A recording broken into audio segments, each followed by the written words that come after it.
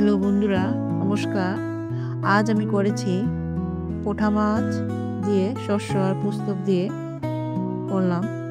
মাছগুলোকে ভালোভাবে ধুয়ে নিলাম।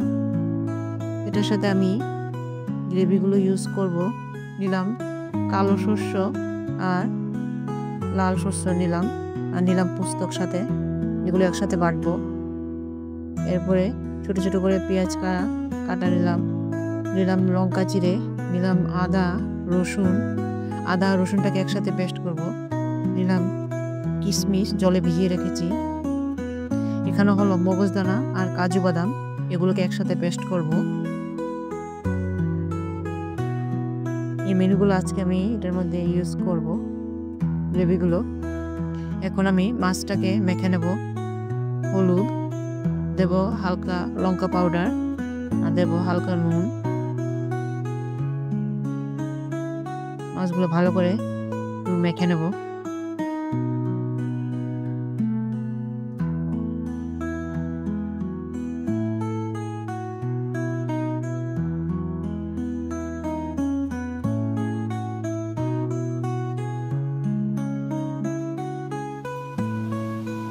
এখন আমি মাছগুলোকে ফ্রাই করব।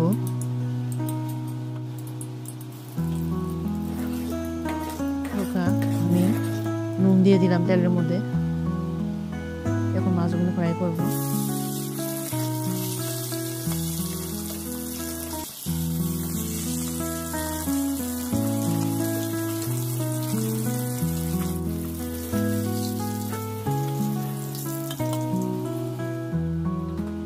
আমি মাছগুলোকে এত বেশি ফ্রাই করিনি, হালকাই ফ্রাই করেছি। এক দুটো নাড়া দিয়ে নামিয়ে নিয়েছি।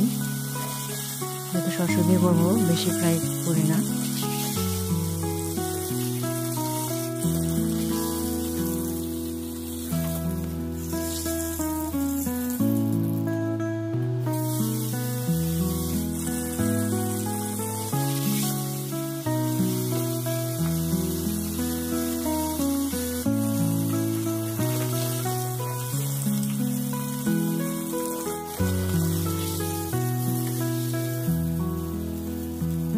মাছ ফ্রাই হয়ে গেছে।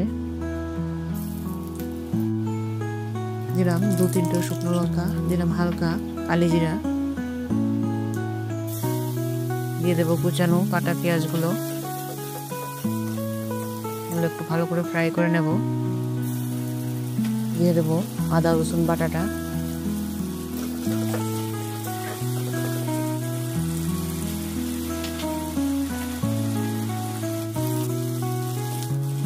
এখন এটার মধ্যে দিয়ে দিলাম হালকা ধনিয়া, হালকা জিরা কম পরিমাণে, আর দিলাম লঙ্কা পাউডার, দিলাম হলুদ,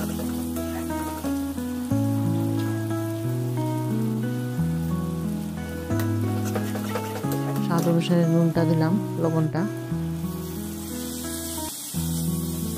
হালকা জল দিয়ে মশলাটাকে ভালো করে মিলিয়ে ভেজে নেব। এখন আমি দিয়ে দিয়েছি মগজদানা আর কাজু বাদামটা পেস্ট করে রেখেছিলাম, এটাই দিয়ে দিয়েছি। এখন দিয়ে দিলাম কিশমিশ, কাঁচা লঙ্কা চিড়ে দিয়েছি।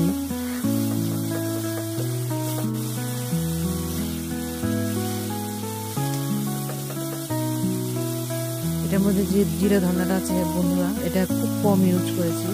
দিলাম শস্য বাটাটা,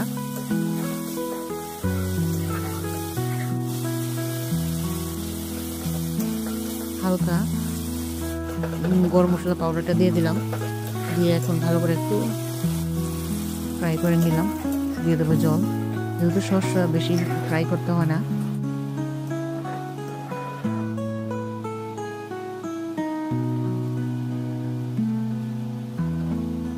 জলটা ফুটে উঠেছে, এখন আমি মাছগুলো দিয়ে দিলাম।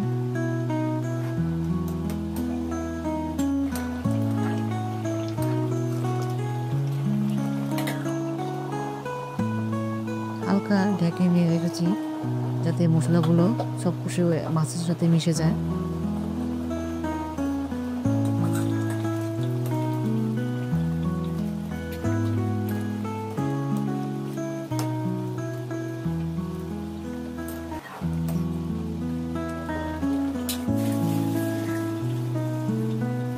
ঝোলটাও মাখা মাখা হয়ে গেছে।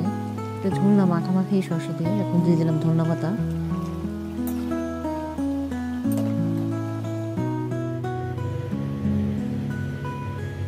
বন্ধুরা, ভিডিওটা যদি পছন্দ হয় লাইক শেয়ার কমেন্ট করবেন। Thank you.